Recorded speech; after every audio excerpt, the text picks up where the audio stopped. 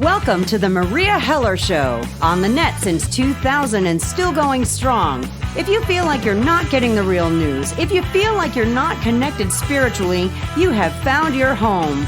Meria covers a wide range of topics as only a snarky New Yorker can. Straight up, no chaser. No censorship, no corporate sponsors, thus true freedom of speech. Your subscription gives you unlimited access as a member of the smartest audience on earth. Relax and enjoy the education. Now here's Meria.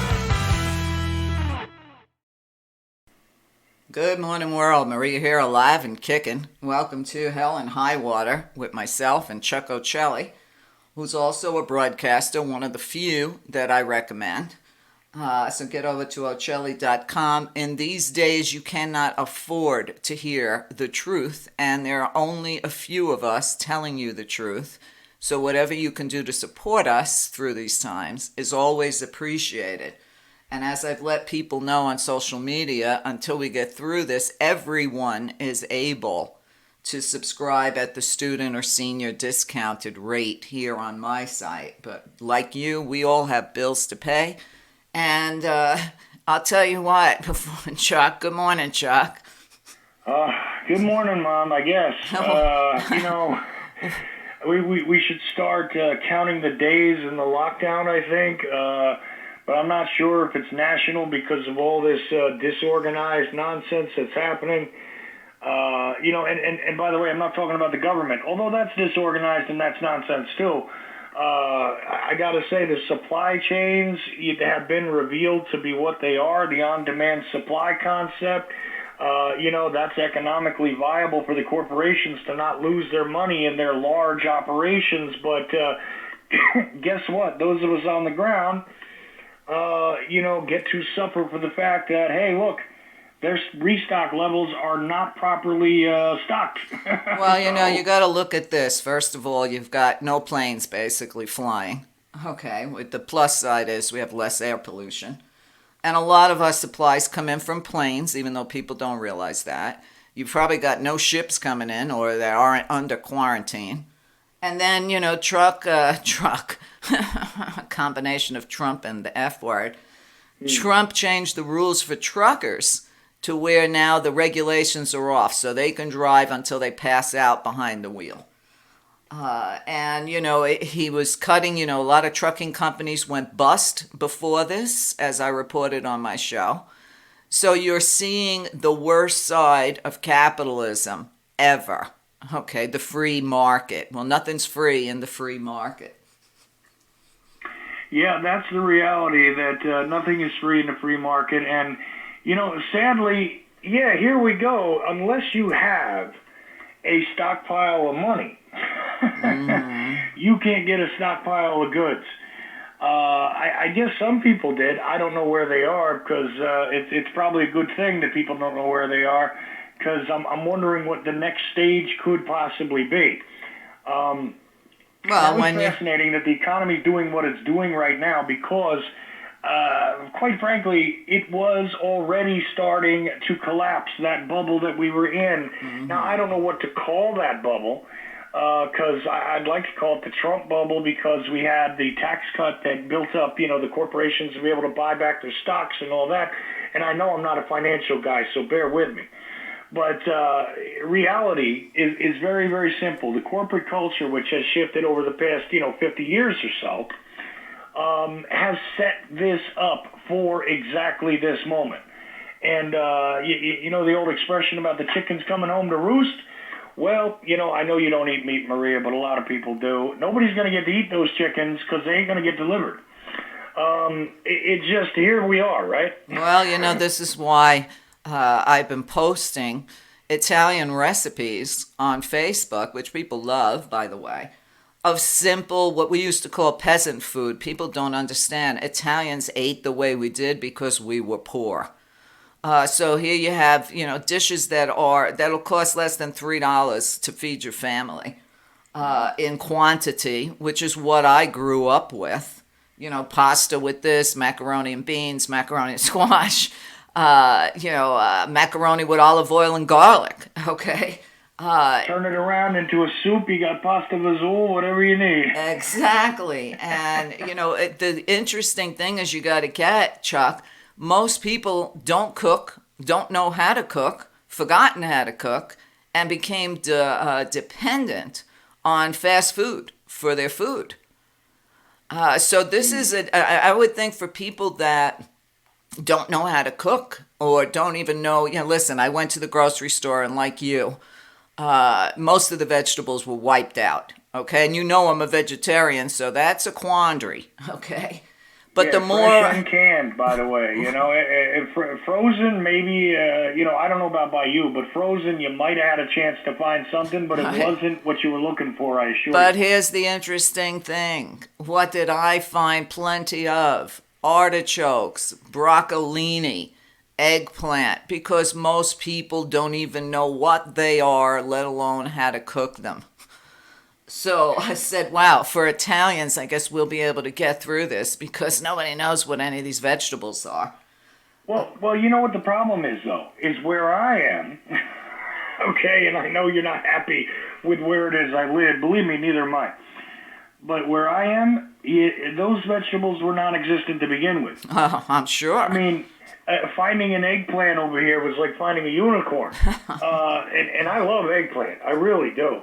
But, I mean, it was like I can only have it a couple of times a year because somehow it just sneaks its way in, like a handful of them, into a produce section. Mm-hmm. So at a time like this, that stuff isn't even here. You don't see artichokes in the kind of neighborhood I live in. You don't see eggplant in the kind of neighborhood I live in. You know what you see usually is tons of pork, which they wiped out. By the way, wasn't there. Empty meat cases, that's another thing. So if you want to eat meat, they already beat you to it. The other carry-on eaters got it, because that's what you are. You're not a carnivore if you eat meat. By the way, let's be real about it. You're a carry-on eater because that's dead stuff you're eating, and that's what a carry-on type creature does. So you're eating dead flesh, but here's the deal.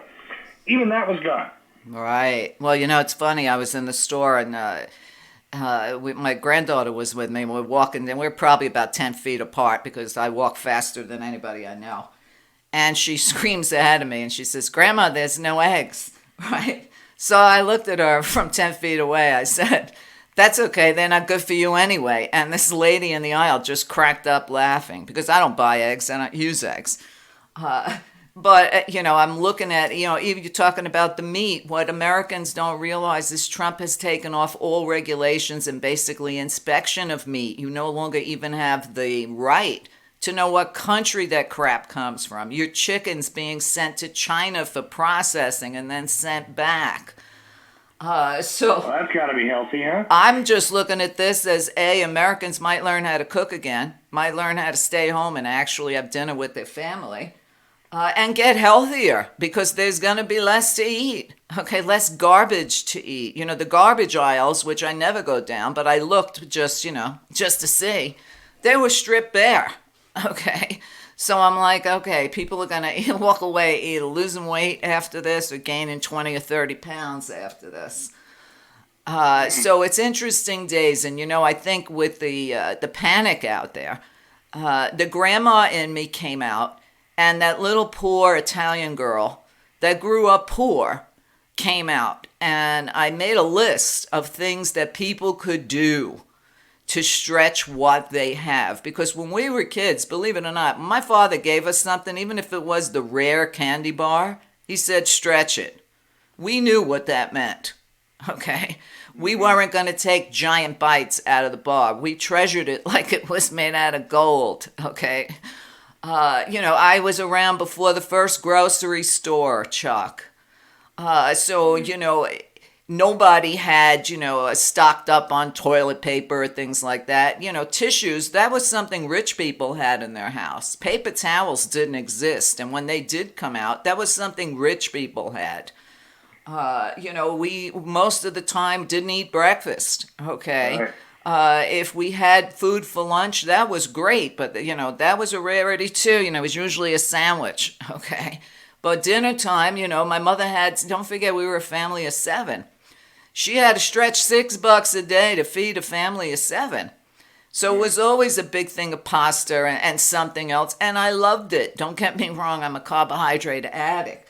But then when everybody started pressuring Italian Americans to be more American, I remember the cursed day that my mother brought meat into the house. And she thought that, they gave you that. Your father worked all week so you could have this meat, for your dinner on Friday, whatever the hell it was. And I said, but I don't want to eat that. I just want macaroni. Okay. But trying to be white, I guess, trying to be more American. I mean, peanut butter was never allowed in our house. My father just thought that was trash. But, cream cheese, a lot of times we just had cream cheese and jelly sandwiches. Listen, now they have paper towel rolls, if you can find them, that you can not only cut in half, but they come in quarters. But Americans have become so wasteful. So many people panic buying water in bottles, okay? It's the same shit that you get out of your tap. It's just coming out of some other state's tap. Plus the pollution of the plastic bottles. And I see the panic, where am I going to get water? And I'm like, you have a freaking sink in your house. That's where you're going to get water, the same as we do. Okay, it was shitty water. It's shitty water now, but it wasn't when we were kids.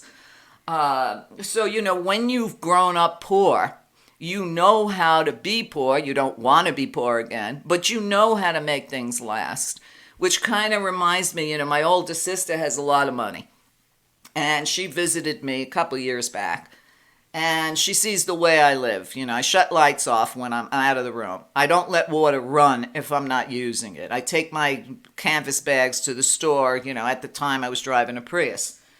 And she said to me in the most insulting way, Chuck, you live like a European. And I looked at her and I said, and you say that like there's something wrong with that. Okay? So, like we had our little discussion before the show. If you've got a lot of money, you can still get anything you want, from being tested for the coronavirus to, a warehouse full of stuff. Right. But in this society, the way crony capitalism has destroyed this country, from when I was that little poor girl, we had a way out of poverty and we scratched our way out. It was available. It's no longer available. It hasn't been available for at least the past 20 years. So today, if you're born poor, you're staying there. There's no way out.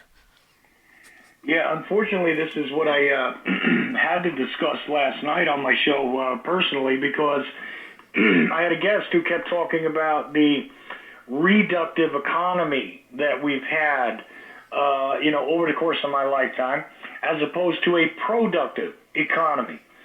And he was right. Now, I wouldn't put it that way because it's a little more clunky to me, but upward mobility is a reality that I watched evaporate. Again, when you came to adulthood, hey, here I was being born. So the world I came into was, there is this economy which is, when I became aware of it, stagflation was a thing. And that was that. Okay, but it got no better after that. Ever since then, it has constricted. And I do use that word advisedly. I do mean like a boa constrictor suffocates its prey. This is exactly how it's gone. It's not necessarily a quick process. It doesn't happen overnight. Nobody necessarily takes notice. Sure, it's like the boiling frog, but I'm telling you, over the course of my lifetime, that is precisely what I've seen happen. And I'll say something else about those paper products. I didn't have napkins and paper towels when I was a kid either, and they were available, but who was going to spend money on that? You were trying to eat. Exactly. Exactly. Exactly. So, even though it was available, no good. I mean, I wore cloth diapers as a baby. I mean, I don't know how crazy I got to go here. Right. Well, but those were some of the suggestions I posted. People are just such a panic. Oh, what do we do if we run out of toilet paper? Well, outside of buying, Don Jr.'s book and wiping your ass with that, I'm like, there's such an invention called washcloths. People, young mothers here in the Valley, they went to the store, they couldn't find formula, they couldn't find Pampers, they couldn't find diapers. And listen, for both my kids, I used cloth diapers because it was safer and it was better for the environment. You didn't have to worry about getting a rash or any of that other stuff. So, sometimes going backwards isn't such a bad idea, especially economically for families. If you have a washing machine, use cloth. I always, I'm sure your mother does, your mother did too, Chuck. I always keep a towel in my kitchen on the cabinet, right under the sink, just hangs there. That's what I wipe my hands on after I've done dishes or whatever. I don't rip off 10 pieces of paper towel to wipe my hands. Oh, I got 3 or 4 of them, because here's the thing. If you actually handle food, and you got to wash it off and everything else, you might want to wipe it on a towel and toss that aside so you can launder it right away. A general hand washing, you don't necessarily need to do that, right? You need to dry your hands off after dishes, so I got like 3. Right. I have them all over the house. It's kind of like I have a glass of water in every room to remind me to drink water all day. So see, nothing wrong with that either. And back to the baby formula, I couldn't have any of that stuff when I was a kid. So there was this process they went through, and I guarantee the elements to put it together are still there today. And it was with the Caro syrup and a little bit of evaporated milk. Mm-hmm. And I think it was distilled water even, somehow, that was put into what was called my formula when I was a baby. Right. But, you look at it. I don't know much about the process, I don't. Quite frankly. It's been a long time for me. It's almost 50 years for me. But, I'm referencing something real. Right. But, these are not, I know to young people, these are far out thoughts that this is how the world was. But you know what? None of us got sick. Okay. We played outside all day, literally in dirt. We couldn't afford to take a bath every night. That was out of the question. Okay. So you had a sponge bathe with washcloths. What a concept. Mm-hmm. People have to learn that, you got to make do with what you got, and it's probably not going to last forever, although some days I wonder. But when I look at the opportunity in the world I lived in, and I made a post, and I was talking to my sister the other day, and I said to her, you know what, we basically grew up with nothing, but we had everything. Mm. And, we had music in our house. We had love in our house. We had conversation in our house. We had friends and family in our house. These are things that I find a lot of my peers never had. And it amazes me, but, a lot of my friends are, super whites. Okay, I don't know how else to describe it. They're not Italians. They came from money. So they had a whole different experience. They had no closeness in their house. They had no music. They had no joy, basically. But they had a lot of money. They got their college and everything else paid. It's a different emotional endocrine system, to be honest with you, regardless of even how you grew up. If you take a look at the fact that, because everybody's talking about Italy has been so hard hit, and sure they have, according to the numbers that are being reported. Mm-hmm. At all times, though, I reserve the right to be skeptical of anything coming from the Italian government, because I've never known them to be anything but corrupt. But the thing about it is not necessarily the government and their reaction and their numbers, but the fascinating thing that I observed is even in the lockdown situation, you're watching people sing to each other. I love it. I've been watching so many of those videos, and of course, my sisters, we're all Italian. We're all watching them because Italians know how to make the best of any bad situation. Did we know how poor we were when we were kids? No. Okay? Because we had our mother and father loving us. Okay? So, when I saw those videos of Italy, and now they're getting even more extreme, because I saw a guy pulled out this huge harp on his balcony. But I did love the one where they were all singing Volare to each other. And then that caught on because the people in Jerusalem started doing the same thing. Okay, people have to realize, music is very healing. Okay, it's the language of love. So Italians have always managed to make the best of a bad situation. Just look at how many times, Sicily alone was invaded by marauders and they still survived. And speaking of Italians, this morning before the show, and I haven't been watching Cuomo often, but I caught him this morning because everybody's been raving about the difference between Cuomo and Trump, who no one should be listening to. And I said, you know what? Italians know how to get things done. You know, everybody wants to look at Italians as we're all gangsters and mafia and losers, okay? But the bottom line is Italians know how to get things done. And the world, the whole country I look at the comments when he's speaking. Everybody says, why isn't this guy running for president? We get more hope out of him than we do from Trump. It's obvious in his pressers that shouldn't even be broadcast. Trump should have a ball gag in his mouth at this point. But it's obvious he's bored to shit. He hates what's going on. And he's probably pissed off that he can't be golfing every day on our dime. Well, he's probably irritated also that his fellow virus stole his headlines because he had them every day until now. Well, he doesn't have his Hitler rallies either, which is, he needs that constant adoration. So anybody that corrects him, like Dr. Fauci, gets to disappear. Okay, I don't want to hear from Trump. I sure as hell don't want to hear from Pence. I want to hear from Dr. Fauci. None of those other people on the stage. That Surgeon General seems like a total moron to me. I want to hear scientists. I want to hear doctors. But here's the latest. Trump is now saying that if it was up to the doctors, they would keep the country shut down forever. And he wants the social distancing to end and everybody to go back to work. And if it cost us, our seniors, for the economy, then it's worth it. I mean, does he think he's a teenager?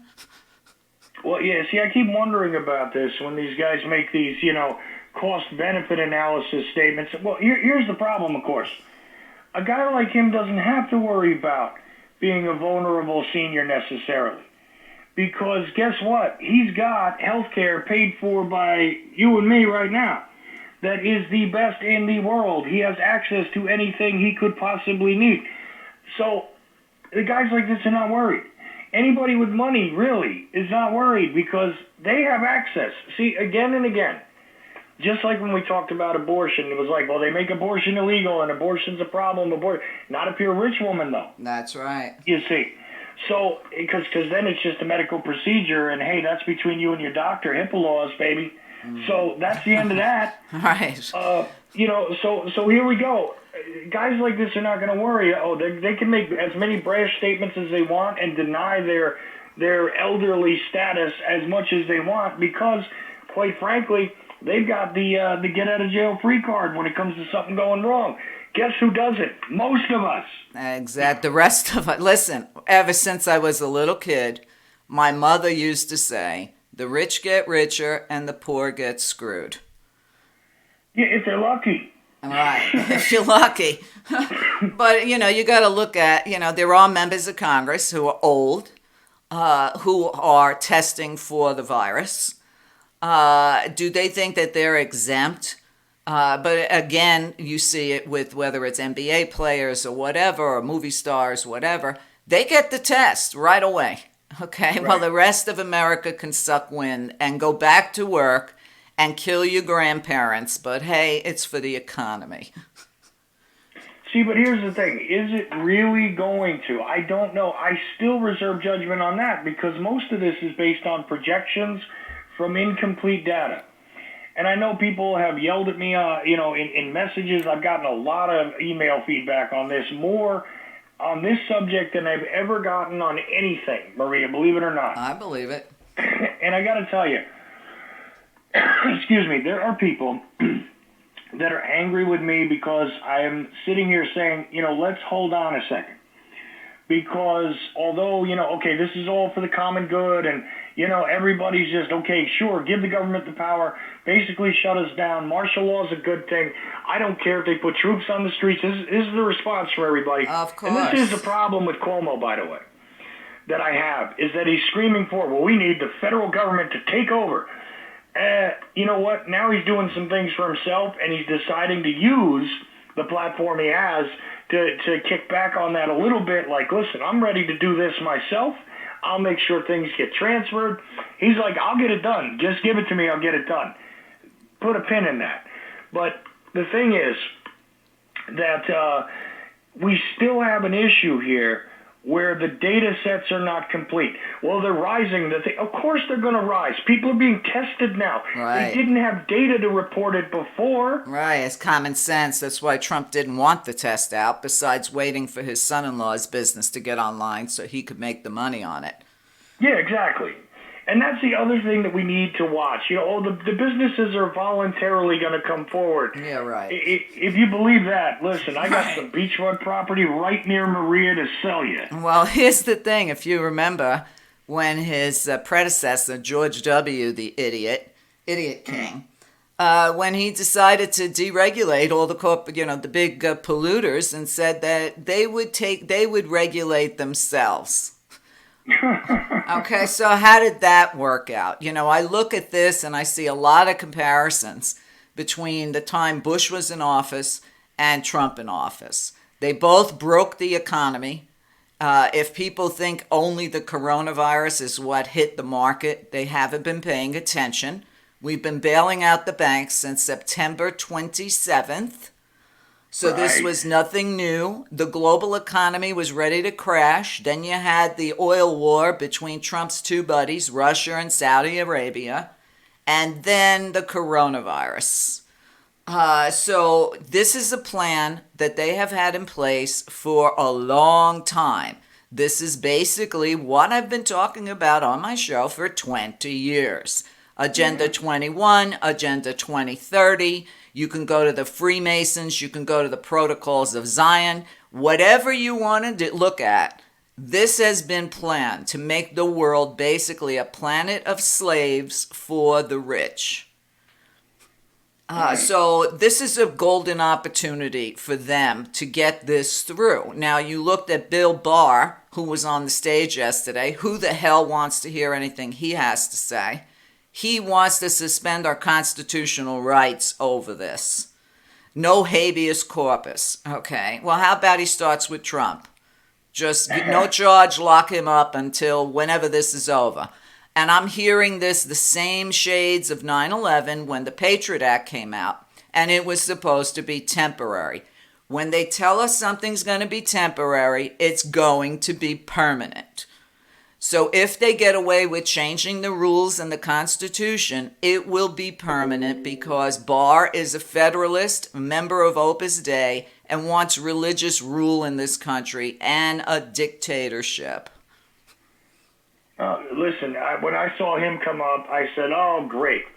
And I've been watching these press conferences and watching first of all, let us give all praise to Grand Leader before we even give you the information that we know you're all tuned in for, because he's doing such a great job. And now we're going to let him tell you what a great job we're all doing, and we're going to congratulate ourselves. And I'm surprised we're not seeing, arms and slings the next day from patting themselves on the back and whatever else it is they do in rapid motion with their arms. Leave it to your imagination. Right. The thing is, this is what we're looking at. Almost nothing getting done, constant briefings. And I got to tell you, the anxiety level that's being pushed, as much as I want to fault Fox News for doing its denial, reversal, ridiculousness, they're just following the leader. And when you look at these other networks who now have a tally up, there was a day when the chyrons were not up on the TV news, right? They weren't up on the news channels of any kind. Those things run constantly post 9/11. Now you have a score, almost like keeping track of a sporting event, on the side of these things now, where there's a special graphic to show you contagion and deaths. Global, U.S. Global, U.S. Oh, yeah, and then state by state. Yeah, it's a score ticker, okay? Whatever. This whole thing is exactly questionable for this reason. And like I said, I'm taking a lot of flack for it. I say, why is it that no one is questioning the way that they're changing all sorts of socialization? I get it. Be careful because there's a disease. But still, look at the flu. And I don't mean to side with the people that are Trump supporters, but look at the flu. And I keep making the point, look at the opioids. Right. How many days does it take to kill more people with opioids? It takes a week. basically to kill more people than what they are doing, telling us this virus has killed now in this country. But we only got lip service for that. Well, One of the disease, you see. Oh, that's right. okay. That's acceptable. See, here's the weird common thread. On the one hand, it's acceptable to sacrifice seniors, but it's not just seniors. On the other hand, it's acceptable to sacrifice, some of those people, those people over there. Whoever it is, based on what it is they fed you about the opioid crisis. That's all fine and good. Right. Right? Oh, no, and listen. You know how I know that? Because this has been going on now for years. Of Maria. course. Listen, how many times have you heard me say the only thing I trust our government to do is kill us all? One of the figures I remember, when my gym was open, that's really the thing I missed the most. Oh, right. You know what? I just thought of that. You can't go to your gym, can you? That sucks so bad, I can't tell you. But I'm improvising. We have a very pretty lake up here. And if you walk around the lake twice, it's a mile. So, now when it's actually a sunny day, I'll walk around the lake. But, I have some equipment at home, so I'm keeping my flexibility up, or I'm doing some yoga, or I got back to doing Tai Bo, which I did like 40 years ago. So I have my DVDs and whatnot, but it's not the same. But I remember the last day of the gym, this older man asked me a question. And he said, what do you think about, shutting this down and shutting that down? And I just looked at him because I had just done my news show. And I said to him, did you know that 8.8 million people die every year from air pollution? What are they doing about that? There you have it. I mean, that's a pretty impressive figure, and yet they ignore climate change. They ignore the pollution humans are creating. The silver lining of this shutdown is there's so much less pollution and traffic. And I've noticed it, and I got to tell you, it's a pleasure not to see planes, not to hear planes. I'm sure you saw the pictures out of Italy, out of Venice, where you can see the fish through the water, okay? And that's never going to happen when they have all their tourists and whatnot there. But, the that's Earth... normally not a possibility in Venice, actually. No. So it's almost as if Mother Earth herself has sent us all to our room. Now, whether we get the message or not is yet to be seen. Well, you've actually struck upon something that I'd like to take up with you in the second half, which is, as much as I see the government, the powers that be, the corporations, all looking for their normal opportunist opportunities, okay, and yes, I know I do double speak like that on purpose. Point is, the opportunist opportunities, they are rising. There are certainly people that are going to seize upon this, never let a good crisis go to waste. Right. Absolutely. Well, you see it but already. On the other hand, Maria, there's another aspect to this that I think you and I could unpack a little bit for the listener that I think is extremely valid and needs to be reckoned with also, because here's I don't ever like to project doom and gloom, and certainly I'm not doing it now. If this is making you anxious, if you're anxious about this situation, if this is bothering you, and I don't mean you, Maria, but you, the listener, I suggest that you turn this off. I suggest you turn everything off. And I'll tell you why. Because your anxiety level and allowing this to infiltrate every part of your psychology is also detrimental to your health. But here's the thing. There may be a reasonable explanation as to why COVID-19 is not going to be the first or last situation where maybe this is a very logical and natural thing that is occurring. And I don't mean to belittle anybody who's losing their life, losing their job, losing anything over this. Right. I'm saying that there let's... could be a natural reason for a lot of what we're seeing, despite the fact that, some people think it could be manufactured and everything else, which I don't subscribe to as of yet. I haven't seen enough evidence to back that. But right. Well, there could be a very logical, natural reason for this, Maria, right? Right. Well, let's come back with that in our second half. So stay with us. We'll be right back.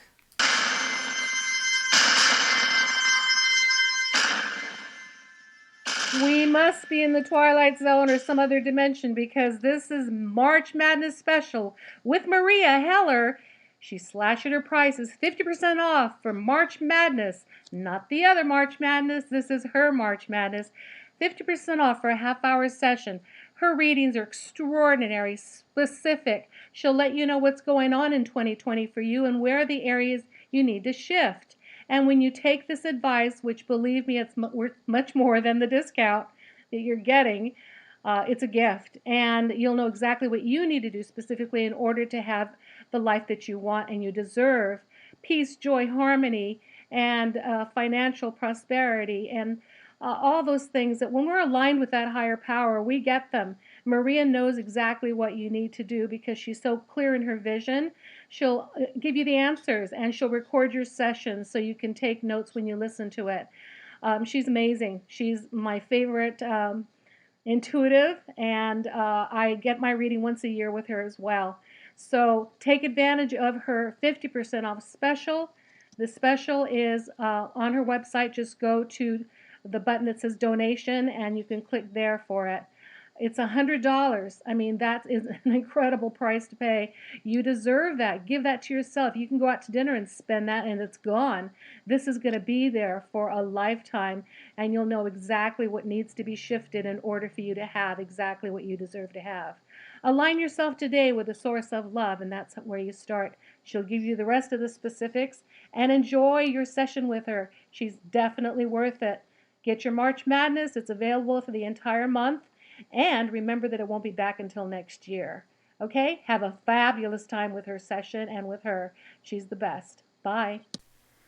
Okay, welcome back to Hell and High Water with myself and Chuck Ochelli. Get over to Ochelli.com and support Chuck's work. Listen to the shows he puts out there.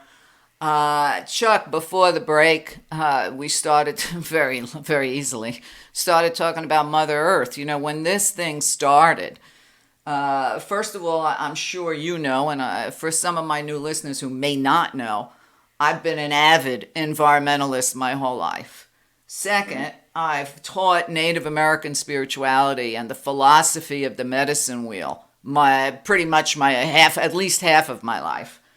And it's a simple thing. You either live in a sacred manner on this beautiful living planet or you die. It's that simple. And now we have an interdependence on all living things. And I don't know if you got to see it, Chuck, but last night, right after dinner, I went outside to have my coffee. And 6 big, beautiful elk just strolled on by my house. And luckily, my granddaughter filmed it, so I put it up on Facebook. I don't take things like that for granted, okay? When I pray or send Reiki or whatever you want to call it, it's to all living things. It's not just to human beings, because humans are the most dangerous animal on the planet, and we have now proven that. Go to the grocery store and watch people punching people over items, okay? The animal instinct has come out, but, you know, it's humans that create world wars, world famines, sanctions, murders, premeditated murders. Yes, there's murder in the animal kingdom. They murder for necessity. But we do it for fun, for thrills, for power. And it's the same thing, you know, we've used up the earth, we've used the ocean as a toilet for 1,000 years.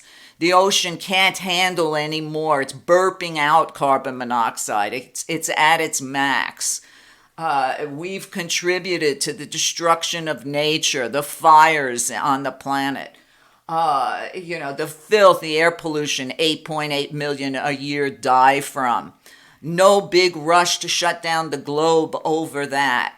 And because of that, it makes me question this global shutdown more than ever, because there are worse things that humans are ignoring, because it all comes down to money. The money is more important, just like them saying, if we lose our seniors, and grandparents will be happy to give up their lives for the economy, for their grandchildren. I mean, this is actually something a lieutenant governor of some state said this morning, okay? Right. Instead of, you have to I've studied this all my life, And, how many years, how many centuries did Native Americans say, when you can't drink the water, when you can't eat the food, when there's no clean air to breathe, you're going to find out you can't eat money.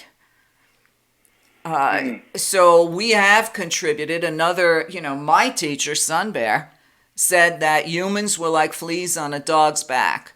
And when the dog had enough, she would just shake her fleas off. So that could be part of what's happening today. Another famous native chief from years ago, like, when we were first invaded, said that every time man drills into the earth, she releases another disease to protect herself. So, people say, oh, that's legend and lore, and those people were savages and stupid. No, we're the savages. Okay, we have savaged this planet. People see nature as infinite. It's not infinite. These are finite resources. So perhaps, and I think that's where you were going with your question, perhaps this is coming from the earth, which is a living being, and say, you know what, I've had enough. And then I think about that ice melting, which a lot of people want to deny, but I've seen movies and documentaries, etc., changing the water, the salt water into, a balance that is not healthy. So you got a lot of things under the ocean dying. And what kind of diseases and bacteria is in that frozen ice that's been frozen for like 500 million years? We're not going to be able to deal with that. We can't even cure the common cold. Right. And here's the thing. Look, some people might say, okay, that's Maria's spiritual perspective. Well, let me just say a couple things about that really fast. I am not precisely the same as you. However, I am adjacent to you spiritually. Let's put it that way. And we share a very deep respect for the native people that were here in this land before us, for sure. And their concepts, their beliefs, their understanding, in fact, of nature. So let me just say this: any prayer, any blessing, anything I do in what I identify myself as a pagan, and the fact is that they all begin, no matter what they are, they all begin with my gratitude to the earth. My gratitude to whatever it is. If it's a meal, I am grateful to the energy that is being given to me from whatever it is that has now had a life, is going to grant me life. Gratitude for that. Gratitude for my suffering.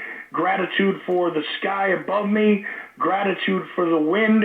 This is all included in everything I do. No, that's great. And you should, it's an attitude of gratitude. It sounds corny, but it's effective.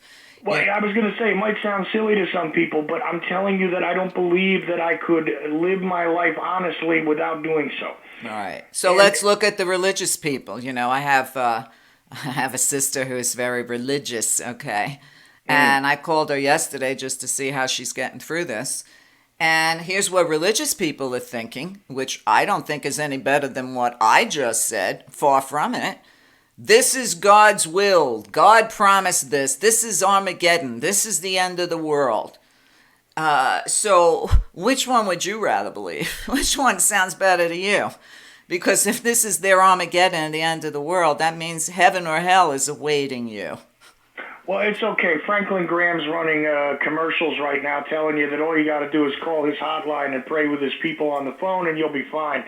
So, don't worry about it. If you're in that area, you do that. What about Mike Pence giving a speech and telling people to keep tithing to the church?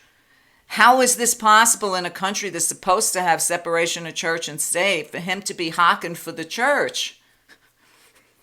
That's the only piece of good news, is that a lot of these churches have been shut down now for their services. Yeah, but some of them are not. Some of them are getting threatened now that if they continue to hold their, big, large crowds, they're going to bring in the cops, and they should. But, you got all these ganefs, and, ganefs is a Yiddish word for thieves, because I did grow up in New York with a lot of Jews. But you have a lot of these ganefs running these churches that are promising people salvation with anointed handkerchiefs. Don't be afraid. This anointed handkerchief is going to keep you alive. I mean, these people have no idea that their souls are so doomed that there'll be no travel for them. They'll just become reused energy going back to the source. Yeah, recycled. Recycled shit. But, I mean, listen, if people are in fear out there, it's because they don't have knowledge. If they don't have knowledge, they probably don't have a spirituality that works for them. So I'm not saying, listen, you could be a Jew, you could be a Catholic, you could be anything you want to be. Live your program, though. Live your religion. Okay? The basis of every religion, even Allah, is love your neighbor. I'm not seeing that love your neighbor right now while everybody's viciously trying to kill themselves over toilet paper. Well, the other suggestion across almost every religion or pseudo-religion that I've ever seen, to be honest with you, if you dig deep enough, you'll find that Mother Earth indeed is maybe not called Mother Earth, but there is life from here, and it is alive. The planet is alive, okay? And I believe very conscious. And it would not surprise me at all that after a great deal of abuse, this is not the first time, right, but with a great deal of abuse to a living thing in any circumstance, guess what happens eventually? You beat a dog long enough, it will bite you. All right? So the planet, a much more complex system of life, maybe has more sophisticated ways of dealing with its pests and its fleas. And here we are. So, whether it's the native understanding, whether it's, more of a, Eastern philosophy, Druid, whether it is the pagan matter. concept. Right. Here's the thing. It is very possible that, you don't have to manufacture something because maybe the earth is finally deciding, I've had enough. And look, between the oil, the plastic, the onslaught of all kinds of crap going around for the breathing apparatus, for everything on the planet, because, there's a lot of people that die, but there's a whole lot of a life exterminated. Right. Because of industry, because of, deforestation, because of, name it. Okay, but it all comes down. Everything strikes back. It all comes down to greed. It comes down to I think it was Gandhi who said the earth has enough for everybody's need, but not everybody's greed. Mm-hmm. And when you look at the 1% or the top 10% or whatever percent you want to give it to, these people have no human emotions whatsoever. Starting with Trump, he's the greatest example of a non-human I've ever seen. But when you look at them, and people are starting to post on social media, hey, all you celebrities, all you super rich people, what are you doing for us? We don't want you singing for us. What are you doing for us? What are you doing with your money? Right. So, as long as you have, listen, as well as I do, since this world began, two of the great controls on the human race have been politics and religion.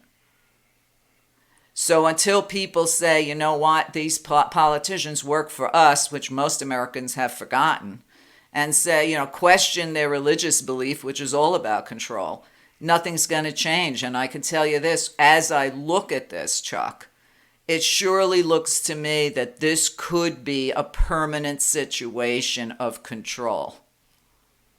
I thought in the beginning this was just a test run, but this is lasting pretty long to be a test run. Well, you know what, though? Never underestimate exactly how far people are willing to take things when the public will readily accept it. That's the fascinating thing. It is not like a natural disasters happen in different places. Mm-hmm. And this kind of thing emerges in a small area, to be honest with you, where a curfew is put in place. I don't know how a curfew is going to fight a virus, but anyway, a curfew is put in place. They try to control traffic. They try to control commerce. They try to control the movement of people because looting happens in the dark. I get that. I'm not alarmed by the National Guardsmen. What I will be alarmed by is when the Army Corps of Engineers is not the only military we see domestically. What I will be alarmed by is when people are really willing to accept the government demanding your paperwork when you want to go somewhere, Right. which, by the way, is coming, and it's something we didn't even talk about. Well, yeah, it's not only coming. I think they put that into play in Spain. You've got to They've literally already done show it in your San papers. Francisco. Right. San Francisco's already got it, but I'm saying that they're preparing on a corporate level, like the people at Walmart were explaining to somebody I know, that they're preparing. They're telling their managers on the local level, get ready for this. Mm-hmm. Now, they don't do that because they have no idea that it's coming and they're guessing. Right. Okay, so I am alarmed by where this could go. There are two issues here. And the issue is there is the disease itself. Maybe it is a naturally occurring thing, and maybe no matter what we lock down or do, there's nothing can be done. Maybe we can somehow battle back and not necessarily have a big problem. And yes, I do know that it is a sad thing that a small amount of the population is sure to lose their lives. But that happens every day.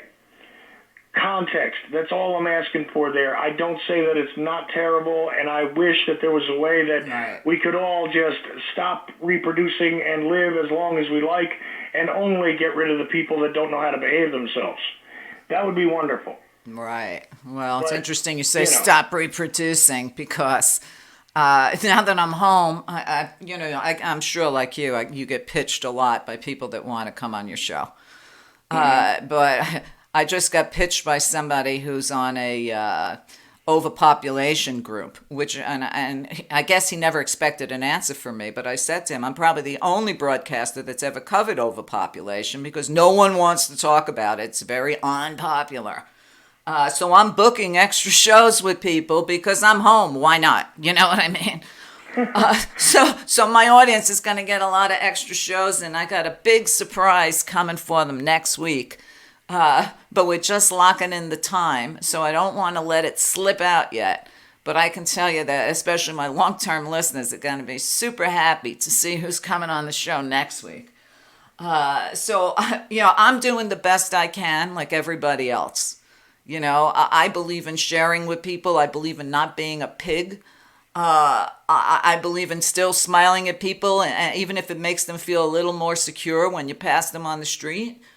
Listen, we'll get through this one way or the other. I've been saying forever, sometimes you got to go through hell to get to heaven.